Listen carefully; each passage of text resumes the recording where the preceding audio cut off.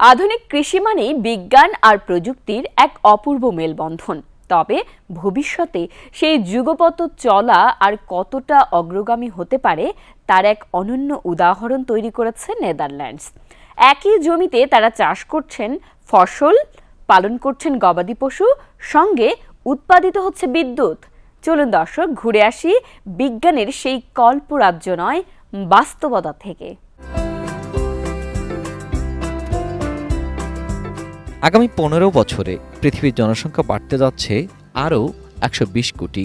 মানুষের পেটের ক্ষুধা মেটাতে আমাদের প্রয়োজন বিপুল পরিমাণ খাদ্য আর পানি। কারণ আমাদের চাষাবাদের বিশুদ্ধ পানির 70% খরচ হয় মানুষ আর গবাদি পশুর খাদ্য উৎপাদনে। কৃষিতে এই ক্রমবর্ধমান পানির সংকট মেটাতে বিদ্যুতের চাহিদা বাড়ছে দিন দিন। তাহলে কি পৃথিবী এক মহাসংকটের মুখে? এর সমাধান লুকিয়ে আছে প্রযুক্তি আর খাদ্যকে এক সুতায় গাঁথার মাধ্যমে। তাহলে একই জমি থেকে আমরা যেমন ফসলও পাবো, আবার পাবো বিদ্যুৎ। এই পদ্ধতির নাম অ্যাগ্রিভোল্টাইক্স, যেখানে কৃষি জমি আর সোলার প্যানেল মিলেমিশে একাকার।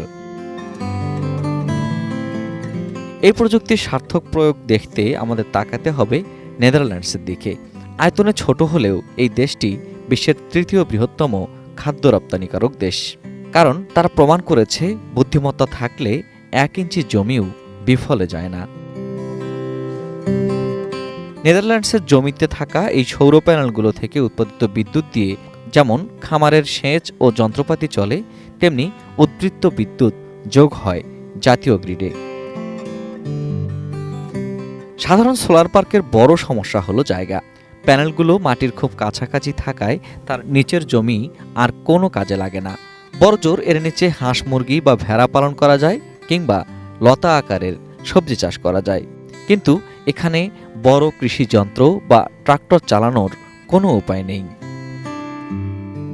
এই সমস্যার সমাধানে নেদারল্যান্ডসের প্রকৌশলীরা সৌরবিদ্যুৎ প্যানেলগুলোতে উঁচুতে খাড়াভাবে বসানোর এক কৌশল বের করেছেন। এতে জমির 3 থেকে 10% বেশি অপচয় হয় না, আর এর নিচ দিয়েই চলতে পারে বড় বড় কৃষি যন্ত্র বা ট্রাক্টর। অনেকের মনে হতেই পারে সোলার প্যানেলের ছায়ায় গাছ মরে যাবে, কিন্তু বিজ্ঞান বলছে ভিন্ন কথা। প্রতিটি গাছের নির্দিষ্ট পরিমাণে আলোর প্রয়োজন থাকে। সেই সীমা পার হলে অতিরিক্ত রোদ গাছ সহ্য করতে পারে না। এখানে প্যানেলগুলো ঠিক ছাতার মতো কাজ করে, যা গাছকে সানবার্ন থেকে রক্ষা তো করেই, সঙ্গে ধরে রাখে মাটির আর্দ্রতা। গবেষণায় দেখা গেছে অতিরিক্ত গরম এবং শুষ্ক বছরে সোলার প্যানেলের নিচে ফসলের ফলন সাধারণ মাঠের চেয়েও কয়েক গুণ বেশি। আলু, টমেটো বা লেটুসের মতো সবজিগুলো এই ছায়াযুক্ত পরিবেশে আরও প্রাণবন্ত হয়ে ওঠে। আগামীর পৃথিবী হবে এমন এক মেলবন্ধনের, যেখানে প্রযুক্তি হবে মাটির পরম বন্ধু। অ্যাগ্রিভোল্টাইক্স কেবল একটি আইডিয়া নয়, এটি আমাদের টিকে থাকার লড়াইয়ে এক শক্তিশালী হাতিয়ার। মাটির মমতা আর সূর্যের তেজকে পুঁজি করে যা গড়ে দিচ্ছে এক সবুজ ও আলোকিত পৃথিবী।